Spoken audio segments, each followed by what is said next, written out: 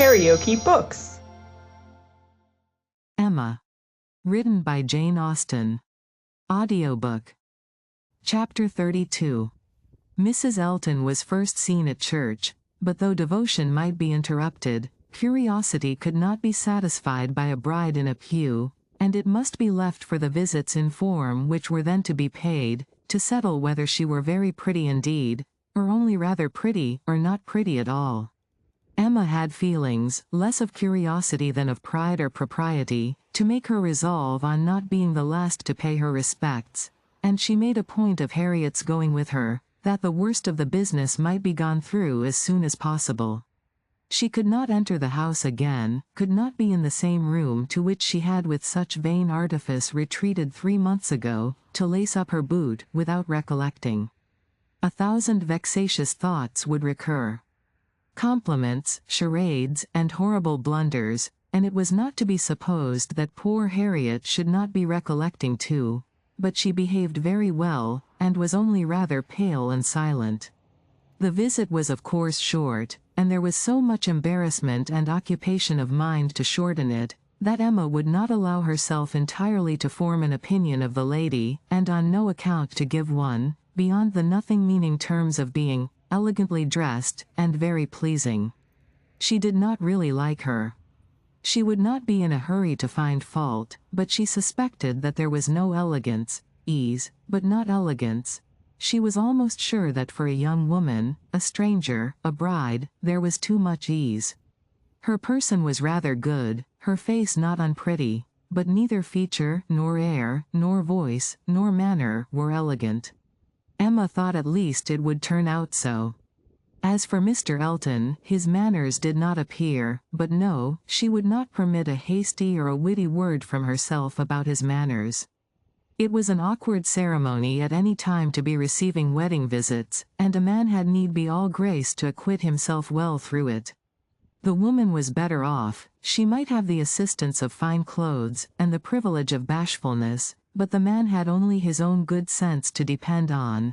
And when she considered how peculiarly unlucky poor Mr. Elton was in being in the same room at once with the woman he had just married, the woman he had wanted to marry, and the woman whom he had been expected to marry, she must allow him to have the right to look as little wise, and to be as much affectedly, and as little really easy as could be. "Well, Miss Woodhouse," said Harriet, when they had quitted the house, and after waiting in vain for her friend to begin. "Well, Miss Woodhouse," with a gentle sigh, "what do you think of her? Is not she very charming?" There was a little hesitation in Emma's answer. "Oh, yes, a very pleasing young woman. I think her beautiful, quite beautiful. Very nicely dressed, indeed, a remarkably elegant gown. I am not at all surprised that he should have fallen in love. Oh, no, there is nothing to surprise one at all. A pretty fortune, and she came in his way." "I dare say," returned Harriet, sighing again, "I dare say she was very much attached to him. Perhaps she might, but it is not every man's fate to marry the woman who loves him best. Miss Hawkins perhaps wanted a home, and thought this the best offer she was likely to have." "Yes," said Harriet earnestly, "and well she might, nobody could ever have a better. Well, I wish them happy with all my heart. And now, Miss Woodhouse, I do not think I shall mind seeing them again. He is just as superior as ever, but being married, you know, it is quite a different thing. No, indeed, Miss Woodhouse, you need not be afraid, I can sit and admire him now without any great misery. To know that he has not thrown himself away is such a comfort. She does seem a charming young woman, just what he deserves. Happy creature." He called her Augusta. How delightful. When the visit was returned, Emma made up her mind. She could then see more and judge better. From Harriet's happening not to be at Hartfield, and her father's being present to engage Mr. Elton, she had a quarter of an hour of the lady's conversation to herself, and could composedly attend to her, and the quarter of an hour quite convinced her that Mrs. Elton was a vain woman, extremely well satisfied with herself, and thinking much of her own importance, that she meant to shine and be very superior, but with manners which had been formed in a bad school, pert and familiar. That all her notions were drawn from one set of people, and one style of living. That if not foolish she was ignorant, and that her society would certainly do Mr. Elton no good. Harriet would have been a better match. If not wise or refined herself, she would have connected him with those who were. But Miss Hawkins, it might be fairly supposed from her easy conceit, had been the best of her own set. The rich brother-in-law near Bristol was the pride of the alliance, and his place and his carriages were the pride of him. The very first subject after being seated was Maple Grove, my brother Mr. Suckling's seat, a comparison of Hartfield to Maple Grove. The grounds of Hartfield were small, but neat and pretty, and the house was modern and well built. Mrs. Elton seemed most favorably impressed by the size of the room, the entrance, and all that she could see or imagine. Very like Maple Grove indeed. She was quite struck by the likeness. That room was the very shape and size of the morning room at Maple Grove, her sister's favorite room. Mr. Elton was appealed to. Was not it astonishingly like? She could really almost fancy herself at Maple Grove. And the staircase, you know, as I came in, I observed how very like the staircase was, placed exactly in the same part of the house. I really could not help exclaiming. I assure you, Miss Woodhouse, it is very delightful to me, to be reminded of a place I am so extremely partial to as Maple Grove. I have spent so many happy months there. With a little sigh of sentiment. A charming place, undoubtedly. Everybody who sees it is struck by its beauty, but to me, it has been quite a home. Whenever you are transplanted, like me, Miss Woodhouse, you will understand how very delightful it is to meet with anything at all like what one has left behind. I always say this is quite one of the evils of matrimony. Emma made as slight a reply as she could, but it was fully sufficient for Mrs. Elton, who only wanted to be talking herself. So extremely like Maple Grove. And it is not merely the house, the grounds, I assure you, as far as I could observe, are strikingly like. The laurels at Maple Grove are in the same profusion as here, and stand very much in the same way, just across the lawn, and I had a glimpse of a fine large tree, with a bench round it, which put me so exactly in mind. My brother and sister will be enchanted with this place. People who have extensive grounds themselves are always pleased with anything in the same style. Emma doubted the truth of this sentiment. She had a great idea that people who had extensive grounds themselves cared very little for the extensive grounds of anybody else, but it was not worth while to attack an error so double-dyed, and therefore only said in reply, "When you have seen more of this country, I am afraid you will think you have overrated Hartfield. Surrey is full of beauties." "Oh. Yes, I am quite aware of that. It is the Garden of England, you know." "Surrey is the Garden of England." "Yes, but we must not rest our claims on that distinction. Many counties, I believe, are called the Garden of England as well as Surrey." "No, I fancy not," replied Mrs. Elton, with a most satisfied smile. "I never heard any county but Surrey called so." Emma was silenced. "My brother and sister have promised us a visit in the spring, or summer at farthest," continued Mrs. Elton, "and that will be our time for exploring. While they are with us, we shall explore a great deal, I dare say. They will have their barouche landau, of course, which holds 4 perfectly, and therefore, without saying anything of our carriage, we should be able to explore the different beauties extremely well. They would hardly come in their chaise, I think, at that season of the year. Indeed, when the time draws on, I shall decidedly recommend their bringing the barouche landau. It will be so very much preferable. When people come into a beautiful country of this sort, you know, Miss Woodhouse, one naturally wishes them to see as much as possible, and Mr. Suckling is extremely fond of exploring. We explored to King's Weston twice last summer, in that way, most delightfully, just after their first having the barouche landau. You have many parties of that kind here, I suppose, Miss Woodhouse, every summer?"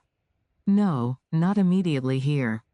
We are rather out of distance of the very striking beauties which attract the sort of parties you speak of, and we are a very quiet set of people, I believe, more disposed to stay at home than engage in schemes of pleasure. Ah! There is nothing like staying at home for real comfort. Nobody can be more devoted to home than I am. I was quite a proverb for it at Maple Grove. Many a time has Selina said, when she has been going to Bristol, I really cannot get this girl to move from the house. I absolutely must go in by myself, though I hate being stuck up in the barouche landau without a companion. But Augusta, I believe, with her own good will, would never stir beyond the park paling. Many a time has she said so, and yet I am no advocate for entire seclusion. I think, on the contrary, when people shut themselves up entirely from society, it is a very bad thing, and that it is much more advisable to mix in the world in a proper degree, without living in it either too much or too little. I perfectly understand your situation, however, Miss Woodhouse. Looking towards Mr. Woodhouse, your father's state of health must be a great drawback. Why does not he try Bath? Indeed he should. Let me recommend Bath to you. I assure you I have no doubt of its doing Mr. Woodhouse good. My father tried it more than once, formerly, but without receiving any benefit, and Mr. Perry, whose name, I dare say, is not unknown to you, does not conceive it would be at all more likely to be useful now. Ah! That's a great pity, for I assure you, Miss Woodhouse, where the waters do agree, it is quite wonderful the relief they give. In my Bath life, I have seen such instances of it. And it is so cheerful a place, that it could not fail of being of use to Mr. Woodhouse's spirits, which, I understand, are sometimes much depressed. And as to its recommendations to you, I fancy I need not take much pains to dwell on them. The advantages of Bath to the young are pretty generally understood. It would be a charming introduction for you, who have lived so secluded a life, and I could immediately secure you some of the best society in the place. A line from me would bring you a little host of acquaintance, and my particular friend, Mrs. Partridge, the lady I have always resided with when in Bath, would be most happy to show you any attentions, and would be the very person for you to go into public with. It was as much as Emma could bear, without being impolite. The idea of her being indebted to Mrs. Elton for what was called an introduction, of her going into public under the auspices of a friend of Mrs. Elton's, probably some vulgar, dashing widow, who, with the help of a boarder, just made a shift to live. The dignity of Miss Woodhouse, of Hartfield, was sunk indeed. She restrained herself, however, from any of the reproofs she could have given, and only thanked Mrs. Elton coolly, but their going to Bath was quite out of the question, and she was not perfectly convinced that the place might suit her better than her father. And then, to prevent farther outrage and indignation, changed the subject directly. I do not ask whether you are musical, Mrs. Elton. Upon these occasions, a lady's character generally precedes her, and Highbury has long known that you are a superior performer. Oh! No, indeed, I must protest against any such idea. A superior performer. Very far from it, I assure you. Consider from how partial a quarter your information came. I am dotingly fond of music, passionately fond, and my friends say I am not entirely devoid of taste. But as to anything else, upon my honor my performance is mediocre to the last degree. You, Miss Woodhouse, I well know, play delightfully. I assure you it has been the greatest satisfaction, comfort, and delight to me, to hear what a musical society I am got into. I absolutely cannot do without music. It is a necessary of life to me, and having always been used to a very musical society, both at Maple Grove and in Bath, it would have been a most serious sacrifice. I honestly said as much to Mr. E. When he was speaking of my future home, and expressing his fears lest the retirement of it should be disagreeable, and the inferiority of the house too, knowing what I had been accustomed to, of course he was not wholly without apprehension. When he was speaking of it in that way, I honestly said that the world I could give up, parties, balls, plays, for I had no fear of retirement. Blessed with so many resources within myself, the world was not necessary to me. I could do very well without it. To those who had no resources it was a different thing, but my resources made me quite independent. And as to smaller-sized rooms than I had been used to, I really could not give it a thought. I hoped I was perfectly equal to any sacrifice of that description. Certainly I had been accustomed to every luxury at Maple Grove, but I did assure him that 2 carriages were not necessary to my happiness, nor were spacious apartments. But, said I, to be quite honest, I do not think I can live without something of a musical society. I condition for nothing else, but without music, life would be a blank to me. We cannot suppose, said Emma, smiling, that Mr. Elton would hesitate to assure you of there being a very musical society in Highbury, and I hope you will not find he has outstepped the truth more than may be pardoned, in consideration of the motive. No, indeed, I have no doubts at all on that head. I am delighted to find myself in such a circle. I hope we shall have many sweet little concerts together. I think, Miss Woodhouse, you and I must establish a musical club, and have regular weekly meetings at your house, or ours. Will not it be a good plan? If we exert ourselves, I think we shall not be long in want of allies. Something of that nature would be particularly desirable for me, as an inducement to keep me in practice. For married women, you know, there is a sad story against them, in general. They are but too apt to give up music. But you, who are so extremely fond of it, there can be no danger, surely? I should hope not, but really when I look around among my acquaintance, I tremble. Selina has entirely given up music, never touches the instrument, though she played sweetly. And the same may be said of Mrs. Jefferies, Clara Partridge, that was, and of the 2 Millmans, now Mrs. Bird and Mrs. James Cooper, and of more than I can enumerate. Upon my word it is enough to put one in a fright. I used to be quite angry with Selina, but really I begin now to comprehend that a married woman has many things to call her attention. I believe I was half an hour this morning shut up with my housekeeper. But everything of that kind, said Emma, will soon be in so regular a train. Well, said Mrs. Elton, laughing, we shall see. Emma, finding her so determined upon neglecting her music, had nothing more to say, and, after a moment's pause, Mrs. Elton chose another subject. We have been calling at Randall's, said she, and found them both at home, and very pleasant people they seem to be. I like them extremely. Mr. Weston seems an excellent creature, quite a first-rate favourite with me already, I assure you. And she appears so truly good, there is something so motherly and kind-hearted about her, that it wins upon one directly. She was your governess, I think? Emma was almost too much astonished to answer, but Mrs. Elton hardly waited for the affirmative before she went on. Having understood as much, I was rather astonished to find her so very ladylike. But she is really quite the gentlewoman. Mrs. Weston's manners, said Emma, were always particularly good. Their propriety, simplicity, and elegance would make them the safest model for any young woman. And who do you think came in while we were there? Emma was quite at a loss. The tone implied some old acquaintance, and how could she possibly guess? Knightley, continued Mrs. Elton, Knightley himself. Was not it lucky?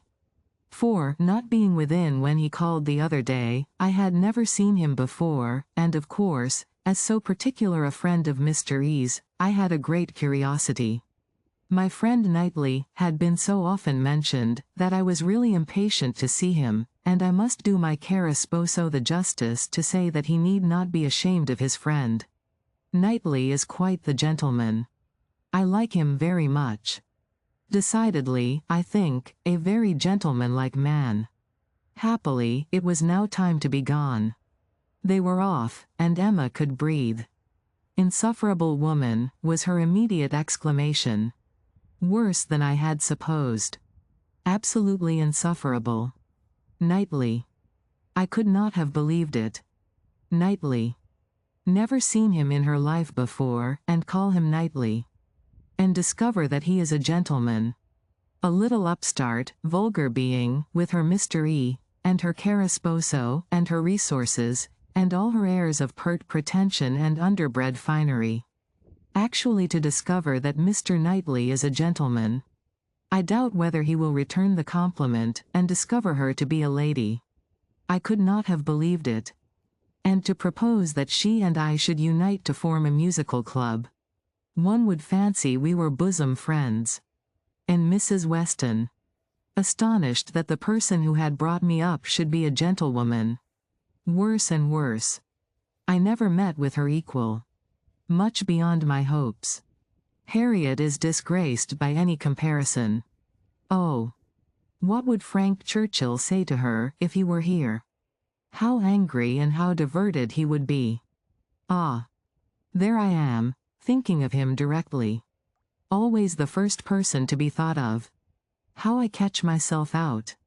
Frank Churchill comes as regularly into my mind. All this ran so glibly through her thoughts, that by the time her father had arranged himself, after the bustle of the Eltons' departure, and was ready to speak, she was very tolerably capable of attending.